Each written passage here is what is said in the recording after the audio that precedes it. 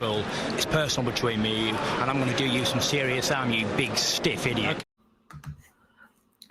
All right, Brennan Taylor here, True School Sports. I'm with the man himself, the architect, the trainer, Paul Andrade. How you doing? I'm doing great. Hello to everybody. I'm talking to my friend Brandon. Yes, sir. You might not like him.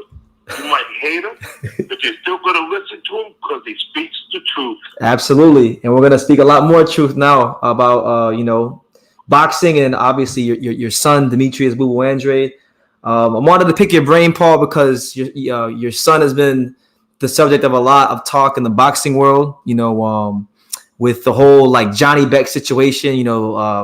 He's getting a lot of backlash because he's trying to go to 68, and a lot of the people that have negative things to say about Booboo are saying that he's ducking Johnny Beck. What do you think about the fight with Johnny Beck, and what do you think about people who say he's avoiding Johnny Beck?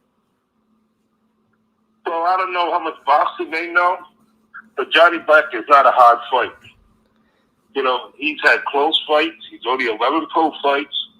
But if you understand boxing, you're putting two southpaws together.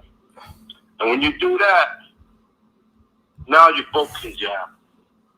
Booboo would out-jab the shit out of that man. He won't be able to do what he does to the right-handers.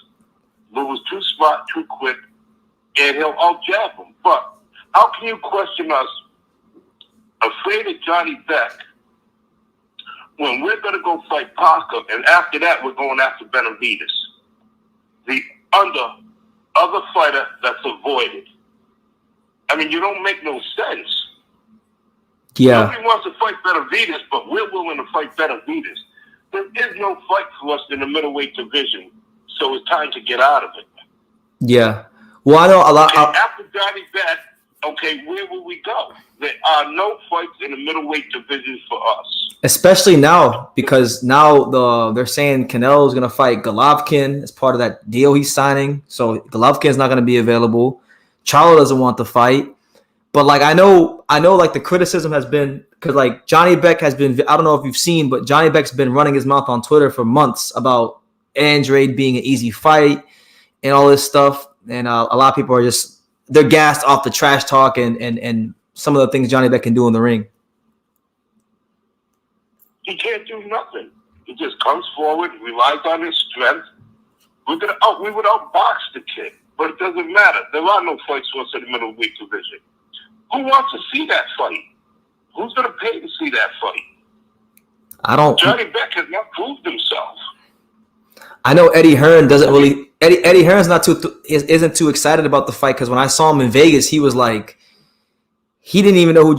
He didn't even know who Johnny Beck was. He knew him, but he wasn't thrilled about it.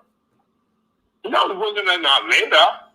I'm not against Johnny Beck, but he's not in our class, and we're not worried about him. We're going to the super middleweight division, and you're going to tell me we're not going to get better opponents there than in the middleweight division? Look at the super middleweight division. Nobody will fight us in the middleweight division. So what are we supposed to do in the middleweight division? Well, Johnny had a shot to get a fight with us with Charlo. And he doesn't want it. Yeah. So who else is there to fight? Well, people would say the mandatory, Johnny Beck. I know what you're saying. There's no big fights. There's no big money fights, or there's no fights that Eddie Hearn will probably be willing to pay for. But a lot of people would say Johnny Beck because Johnny Beck is the mandatory, and people would say that Andrade is being a hypocrite because he's ducking a guy that's calling him out, and that's what other people have done to Andrade. So these are the points that I get on my channel for people who don't like what Andrade's doing. Well, you know what? Maybe they need to pay attention because everybody should know by now. After that, Parker. Okay, we'll probably end up fighting Benavidez. Yep. Okay? Much respect for him. Mm-hmm. Much respect for his father. Not one bad word to say about him. But guess what? Nobody else will fight Benavidez. So how can you compare Johnny Beck to Benavidez? You can't. Benavidez is a multiple-time world champion. A hard fight. Big guy, seek and destroy fighter. A guy that's been stopping a lot of people. Right, so they don't make any sense. but they can think what they want to think. It's okay. Yeah. If you want to be a hater, you'll find ways to hate. That's how it goes. It seems like no matter what he does, like there's always a issue because like I remember last month when you guys were trying to get the Zach Parker fight early in January, the WBO said no, you can't fight Zach Parker. You got to fight Johnny Beck, and then I think you guys worked out a deal where he can keep the title at 160, but then fight Parker for the 68 interim title, and you guys make a decision. You're free to make a decision on what you want to do. But like if he fights Zach Parker, they say he's ducking Johnny Beck. If he fights Johnny Beck, they're saying that he's not fighting anybody that's really that credible. So it seems like you're damned if you do and you're damned if you don't. But if you're trying to fight Benavidez, then people shouldn't complain about the move to 68, in my opinion. Exactly. I mean, who's going to fight us in the middleweight division? Nobody. If they want to talk about ducking, why don't they talk about Charlo? That's the only fight for us in the middleweight division. It's never going to happen. Triple G refused to fight us. He asked for a pick fight, and Triple G, they said fight Andrade. I mean, he asked for a fight in between the Murata fight. He goes, fight Andrade. He says, no, I don't want to fight Andrade. Therefore, that's why he's still sitting down. Okay? You have 3 other guys in there who's been our mandatory. Munguia. Munguia moved up to the middleweight division, and he's an automatic number 1. He keeps passing up the fight to fight us. Yeah, and then what's crazy is what's crazy, Paul, is like when I went to I was telling you this recently when we talked on the phone. When I went to San Antonio for the Gilberto Ramirez fight, I was talking to people from Golden Boy and asking them, hey, why can't you guys make the fight with Munguia? And they said, oh, well, we're not making the fight with Andrade because he hasn't made us an offer, but they've been the mandatory.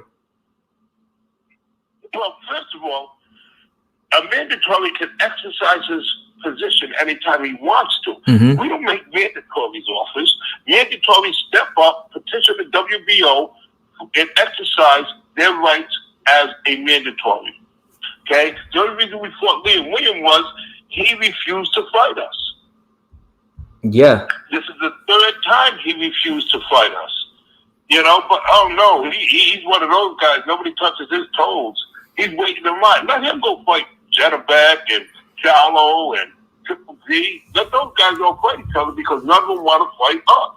Yeah. Well, I've been joking around with people. I've been saying now that Andrade's going to 168, now 160 will start to move. They'll finally start to move and fight each other. And now yeah, they're all going to fight. Triple G don't get that Canelo fight. Well, you know what? Let Janibek fight. Munguia, that is. Yeah.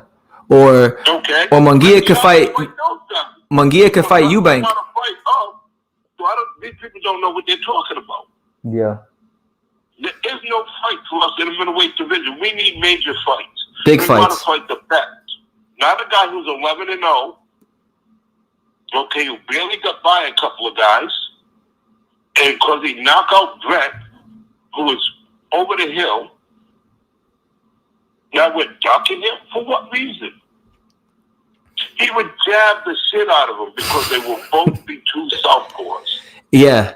And it wouldn't be like when you fight an orthodox fighter and you got to work on positioning. You're already positioned because you're both southpaws. Look at the last southpaw we fought. What did we do? We find a way to beat him. It's going to be an uppercut. It's going to be a jab. Alcavaz southpaw, but we jabbed the hell out of him. Because it's easier to jab against another southpaw than a right-hander. Absolutely. So he ain't going to be able to cut angles on us. He ain't going to be able to use those advantages if you're a smart southpaw. And you don't really see any, like, have you watched any tape on Johnny Beck? Like any fights or highlights? Don't need to. No? One fight was enough. One fight? Yeah, I don't even remember the fight I watched. It's like, I watched the feet, I watched the hands for a couple fights. That's it. That's enough. That's all you need. Yeah, I know you don't watch a lot of tape. You told me you only watch like at most one recent fight and one old fight, and that's about it. That's it. I see if he improved or he didn't improve. Okay. Fair enough. He's a straightforward fighter. Okay. We'll cut so many angles on the guy, but it doesn't matter. That fight is not going to happen because the Finn might talk mess, but they're not going to pay to watch the fight. Yeah. You have to fight guys that people. Thank you for watching another video on True School Sports, the home of boxing. If you made it this far, do me a favor and do yourself a damn favor. Hit that subscribe button and surely you will not be disappointed. You know, True School Sports bringing you the latest and greatest, the untouchable, you know, boxing content, interviews, news videos, breakdowns, live fight reaction extravaganza. We've got a great community of people here, boxing fans all over the world, from America to the UK to Australia and on and on and on. So join the empire today. Hit that subscribe button. Take care and God bless.